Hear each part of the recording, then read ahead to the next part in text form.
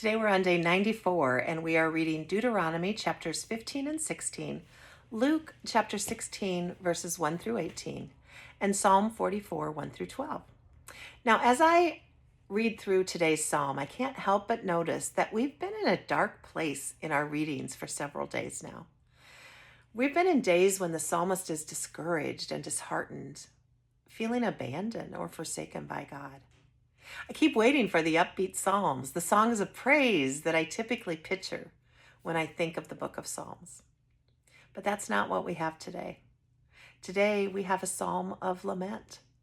Psalms of lament are psalms that cry out to God in times of deep despair or distress, asking for God's help and intervention to relieve feelings of sorrow, of loss, suffering, or failure.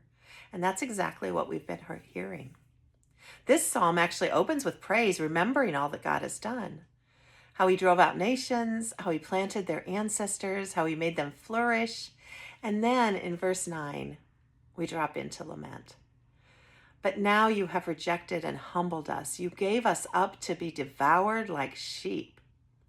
In just a few verses, we went from flourishing to be devoured like sheep. That is a dark place indeed. I bring this up because I think that we, like the psalmist, have all been in dark places a time or two. We may very well be in one right now. Sometimes the dark season feels like it will last forever. Sometimes we simply cannot feel the presence of God no matter how hard we try. The psalmist cries out in verse 23, "Awake, Lord, why do you sleep? Rouse yourself. Do not reject us forever."